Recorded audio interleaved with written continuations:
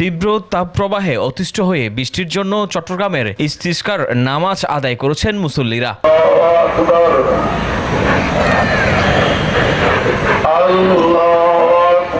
নামাজের পর করা বিশেষ মোনাজাতে অনাবৃষ্টি ও গরম থেকে মুক্তির জন্য মহান আল্লাহর রহমত কামনা করেন মুসল্লিরা।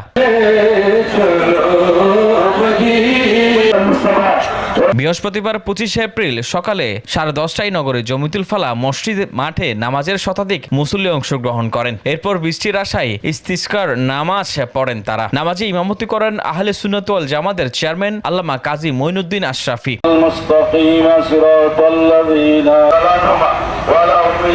মোনাজাত করেন আহলে সুন্নাত ওয়াল জামাতের মহাসচিব আল্লামা সৈয়দ মসিহুদ্দৌলা। অনাবৃষ্টি এবং গরম থেকে মুক্তির জন্য মহান আল্লাহ তাআলার রহমত কামনা করে মোনাজাত করা হয়। এই সময় অনেকেই কান্না জড়িত কণ্ঠে মহান আল্লাহর নিকট রহমতের বৃষ্টি প্রার্থনা করেন।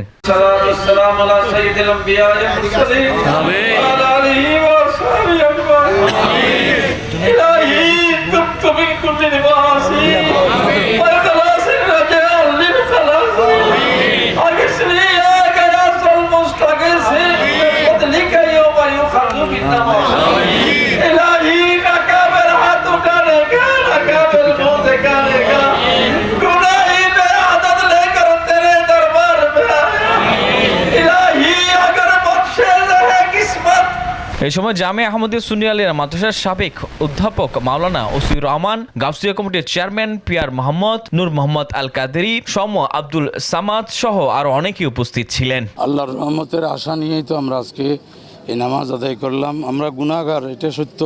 আমাদের সাথে নিষ্পাপ শিশুরা, বয়স্ক মানুষরা অংশগ্রহণ করেছেন।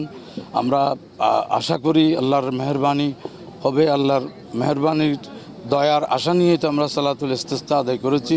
তবে আমাদের জানা উচিত, যখন অন্যায় বেড়ে যায়, জুলুম অত্যাচার বেড়ে যায়, মানুষ যখন ভালো কাজের নির্দেশ দেয় না, মন্দ কাজ থেকে মানুষকে বারণ করে না এবং যাকাত ঠিক মতো দেয় না, তখন এই ধরনের প্রাকৃতিক দুর্যোগ যেগুলোকে বলা হয়, যে যখন বৃষ্টি প্রয়োজন বৃষ্টি হবে না, যখন প্রয়োজন নেই তখন বৃষ্টি হয়ে সয়লাব হয়ে যাবে, এই যে বিপর্যয়গুলো আসবে যখন আমরা অন্যায়, অবিচার, জুলুম, অত্যাচারে লিপ্ত হব। আজকে আমাদের দেশ নয়, পুরো বিশ্বব্যাপী যেভাবে আমাদের দেশের কথা বললে যে কৃত্রিম সংকট করে গরিব মানুষগুলোকে যেভাবে কষ্ট দেওয়া হচ্ছে, দ্রব্যমূল্য অযৌক্তিকভাবে, কোথাও কিছু ক্ষেত্রে যৌক্তিকতা থাকলেও আর কিছু ক্ষেত্রে কোনো যৌক্তিকতা নেই, এগুলো মানুষের উপর জুলুম হচ্ছে এবং ব্যভিচার, বেহায়াপনা এগুলো যখন বেড়ে যায় তখন আল্লাহর গজব আসে। Desk report 24।